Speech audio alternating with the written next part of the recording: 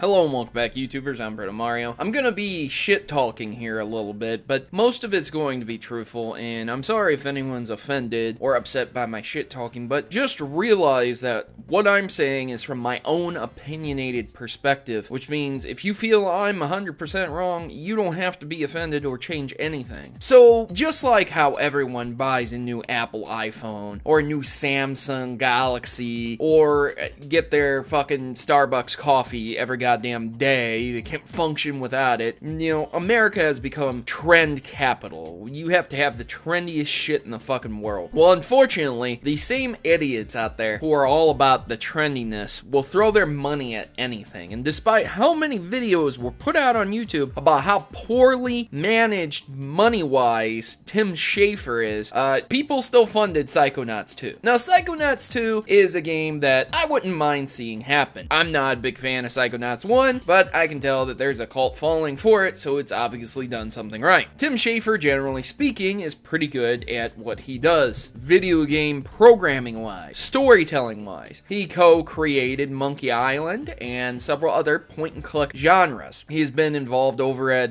the game studio that he is with for quite some time now, and they put out a fundraiser saying that they needed so much money to make Psychonauts 2. Now, I want to say that this is the same studio that put out the fundraiser saying they needed $400K for a new adventure game, and they got $3.3 million.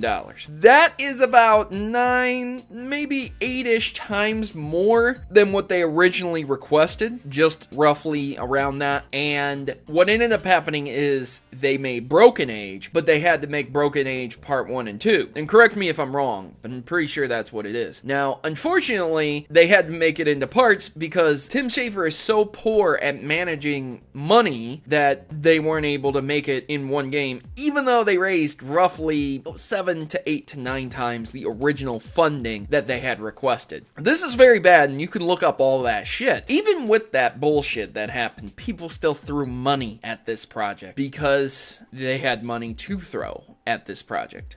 It's fucking bullshit. It's stupid. Tim Shafer is the same guy who used a sock puppet at a video game conference to insult Gamergate and talk shit about Gamergate at a conference. It was a joke that was in extreme poor taste. No one really laughed, and ever since then, Tim Shafer's kind of been the pariah of the video gaming world as far as that's concerned. He's out for himself. He's out for money, and everyone knows it. I mean, for Christ's sake, man, the stupidity that is in funding projects like this without even doing a little due diligence and homework. There are dozens of videos talking about this matter and this subject, and again, I don't personally have a vendetta with Tim Shafer, but the thing about it is that when you see the track record of the company and what they do, it's like you look at it, you know that they aren't that good, and yet people will still throw money at them because, once again, people have the money to throw at it. People have the money to buy the Apple iPhone every year. People have the money to buy their Starbucks every year. And you wonder, these are the same gamers who will sit here and say, oh, you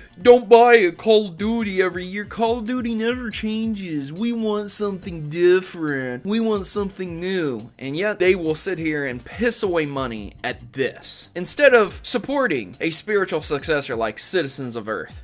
Instead of supporting other indie developers that do unique and interesting things, they'll sit here and they'll piss away money at nostalgia instead. So, I'm pretty upset at the state of gaming. I'm pretty upset at the state of Kickstarter projects, because Mighty Number 9 still hasn't been delivered, which is goddamn, it's fucking bullshit, man. Mighty Number 9 still hasn't been delivered on, and more of these big projects are going to pop up, and more times they are not going to be delivered on. And it is going to be the death of Kickstarter. But once again, as long as there is a person born, there will be a sucker. A sucker is born every minute. And as long as you believe that philosophy, people like Tim Shafer will be able to con you out of money. Enjoy being conned. enjoy. There are a lot of videos on the subject matter. There are a lot of things informing people on the subject matter. So it's very interesting to see what people thought they were going to get from this. If you thought you were buying a vested share in the interest in the company and you were going to see a return on the game, there are a lot of technical reasons why that is wrong and why these individuals reserve the right to deny you anything upon your investment. Tim Shafer is on the board of Fig. He's one of the board members, I believe. Kind of a little bit of a conflicting interest there, since you're on the board of the revenue funding website that you're using to fund your game, and you are working with the company that is seeking to fund the game, and you're just double dipping on both sides. So yeah, there's a lot of corruption around Tim Shafer. There's a lot of corruption around his company, around Fig, and I strongly suggest that you do your own diligence and research looking into it before you support